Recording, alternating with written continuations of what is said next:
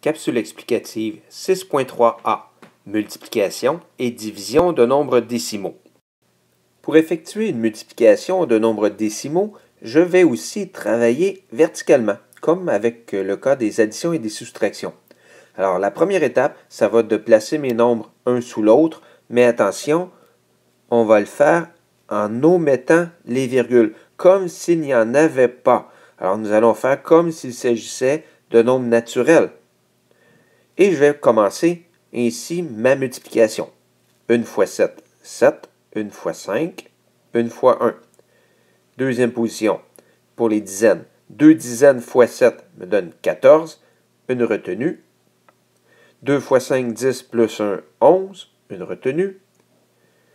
Et 2 fois 1, 2, plus ma retenue, 3. Je fais la somme maintenant.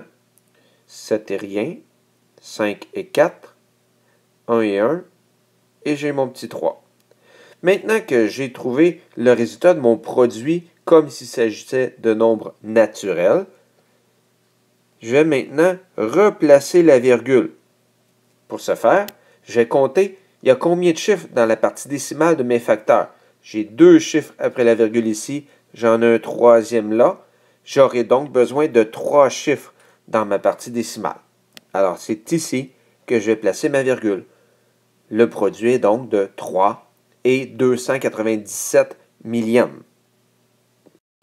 Pour effectuer la division de nombres décimaux, la première étape consiste à équilibrer la partie décimale du diviseur et du dividende. Alors, si j'observe ici, dans mon dividende, j'ai 2 chiffres après les virgules, tandis que dans mon diviseur, j'en ai qu'un. Je vais donc ajouter un 0 ici pour équilibrer ma partie décimale. C'est la première étape. Ensuite, deuxième étape, je vais pouvoir complètement oublier ces virgules. J'aurai donc à effectuer la division de 8436 par 240. Alors, j'obtiens une division de nombre naturel comme on a vu en début d'année. Je peux donc effectuer ma division par crochet. Alors, mon 8436 sera divisé par 240. Alors, on débute avec un 3 fois 240 qui me donne 720. Par soustraction, il reste 123. J'abaisse mon 6. 5 fois 240 me donne 1200. Soustraction, il reste 36. J'appose une virgule qui m'autorise à avoir un 0. 1 fois 240.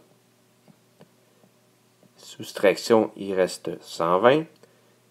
Un 0 de plus pour poursuivre.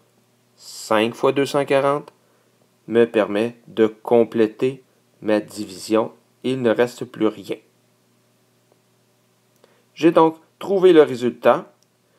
Ma grande division de départ de nombre décimal, transformée ensuite en division de nombre naturel, donne finalement 35 et 15 centièmes.